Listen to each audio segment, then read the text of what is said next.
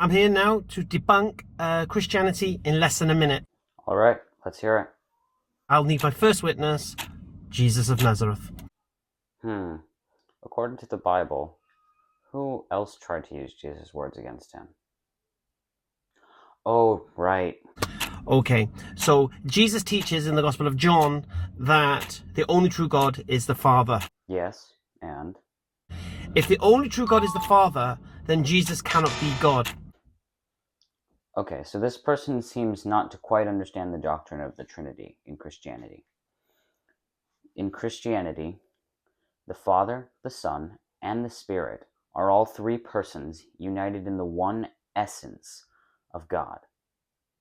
Therefore, they are all the one true God, and there is only one true God. I may make another video explaining the Trinity in a bit more depth. But when Jesus says the Father is the only true God, since he is one with the Father, this means that he also would be the one true God. Therefore, this is not necessarily theologically problematic in any way, nor does it seem to deny Jesus' divinity. If Jesus is God, then it means he's lying. If he's lying, it means he isn't God. I'll grant you a portion of that. In Christian theology, God is omnibenevolent, meaning basically that he is morally perfect.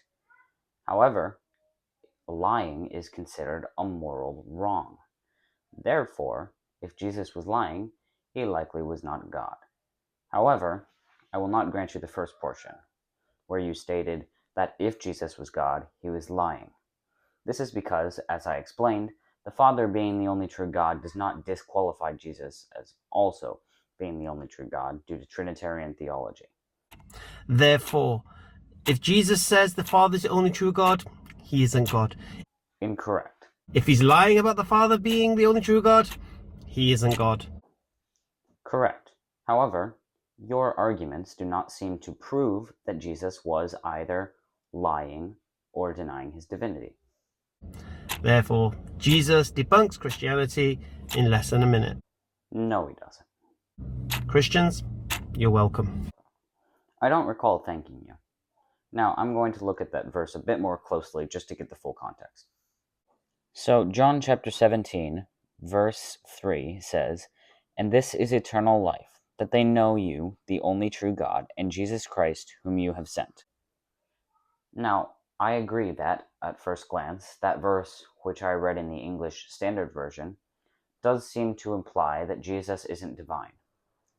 He says that the Father is the only true God, and he separates himself from the Father. However, even just 2 verses later, Jesus says, "And now, Father, glorify me in your own presence with the glory that I had with you before the world existed."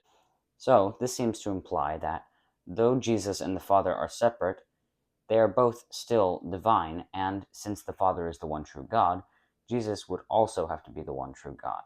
The reason I say that they seem to both be divine is because traits like pre-existence, being eternal, and having the glory on the level of the Father are all traits of God.